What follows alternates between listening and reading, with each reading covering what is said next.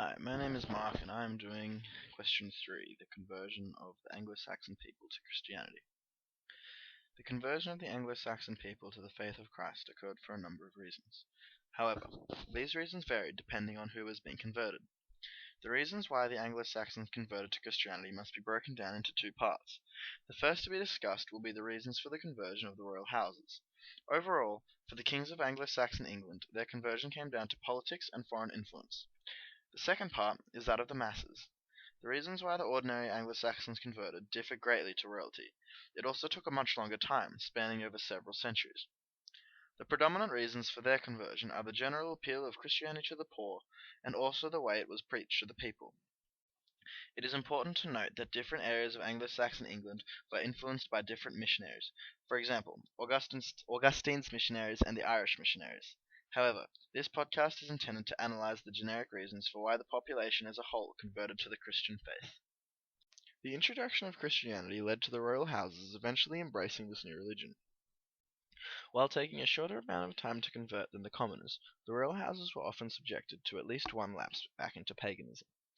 The reasons for why the royal houses were converted can be broken into two aspects: political reasons and foreign influence. The first reason to be discussed is why political reasons led to the conversion of many of the kings and royal houses. Marriage was a key factor in the conversion of royalty.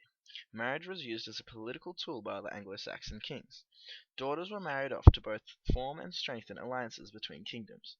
Post the introduction of Christianity, it is apparent that the marriage played a major role in the spread of the faith of Christ. Marriage between kingdoms often came with certain requirements that needed to be fulfilled. During this time period, a common requirement was that the pagan husband had to convert to Christianity, as according to Bede, it was not permissible for a Christian maiden to be given in marriage to a heathen husband. He goes on to state that when King Edwin first asked for the hand of King Ethelbert's daughter, he was refused. Only when he gave assurance that he would place no obstacles in the way of the Christian faith was his proposal be accepted. Marriage was vital in the conversion of the royal houses. An excellent example of this is the adopting of the Christian faith by the Northumbrians, one of the most powerful kingdoms in Anglo-Saxon England. Bede states that the Northumbrian people's acceptance of the faith of Christ came through their king's alliance with the kings of Kent by his marriage to a daughter of Ethelbert. Along with the conversion of the husband to Christianity, the requirement that a bishop must accompany the wife to the new kingdom was often included. This accounted for why often the rest of the royal court converted, not just the husband, as the bishops would try unceasingly to bring some of the heathens to grace and faith by their teaching, as Bede states. Another reason why many royal houses were converted due to political reasons was the actual structure of Anglo-Saxon Britain at the time of the introduction of Christ. It is necessary to understand the setup of power and how it was both maintained and gained. The geographical limitation of a kingdom in Anglo-Saxon England is not the same as a specific boundary. According to Sir Frank Stenton, these early kingdoms should not be thought of as if they were territorial states with boundaries precisely drawn. They were, in the nature of confederations of tribes, confederations tending to be located in certain areas. The essential nature of kingship at this time was the ability to draw one's lineage back to Woden, and also battle prowess. Success for kings rested on being able to attract the best warriors, and the continuous availability of estates with which he could reward his retainers.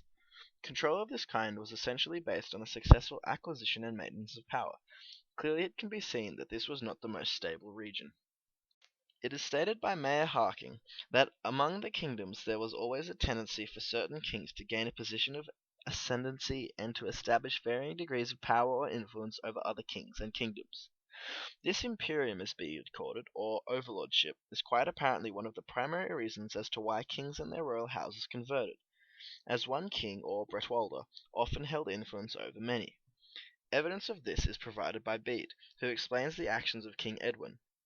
He states that, so great was Edwin's zeal for the true faith that he persuaded King Erpwald, son of Rednold, king of the East Angles, to abandon his superstitions and idolatry, and accept the faith and sacraments of Christ, along with his whole province. While a large number of royal houses and kings, such as Earpold, converted to Christianity purely for reasons of political alliance and persuasion, and not for the actual religious message itself, this still explains one of the reasons as to why the royal houses converted to Christianity.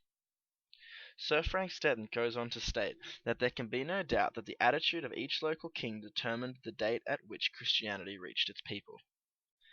The second major reason leading to the conversion of the royal houses was foreign influence.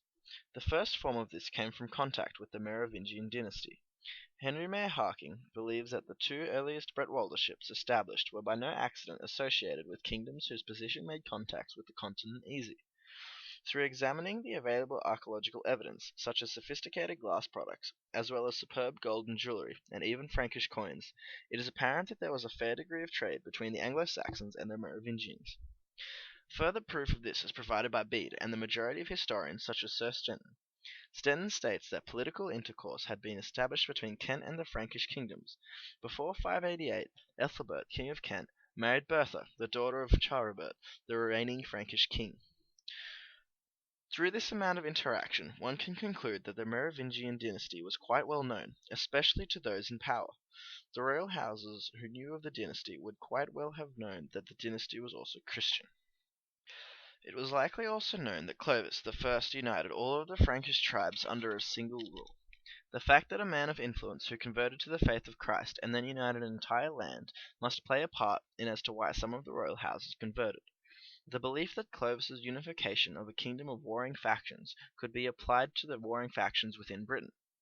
The primary difference between the Anglo-Saxons and Clovis was that Clovis was a Christian. It is conceivable to believe that certain Anglo-Saxon kings saw Clovis's actions as a blueprint that could be applied to Britain. They believed that Christianity could be used as a tool to gain and then maintain power. This idea originated with the foreign influence of the Merovingian dynasty and is a likely reason as to why numerous royal houses converted to Christianity. The second form of foreign influence upon as to why the royal houses converted is the notion of prestige. Through the previously discussed trade connections with the Merovingian dynasty, it would have been well known to the royal houses of the Anglo-Saxons how the Merovingian kings and queens abused the system of Christianity. There is evidence of monasteries and episcopal seats being awarded to elites who supported the rule of the dynasty. The fact that the Anglo-Saxon royalty could use Christianity to both enhance and maintain their positions would have been very appealing. This notion that Christianity could bring with it prestige was also evident in the reconstructing and building of the great churches and chapels. Some churches were still intact post-Roman departure, like the one that Bede states that Bertha, Ethelbert's wife, prayed at. Upon the introduction of Christianity, many of these churches were rebuilt, as it gave the royalty a sense of grandeur which originally had belonged to the Romans. This is another way that foreign influence led to the royal houses converting to Christianity.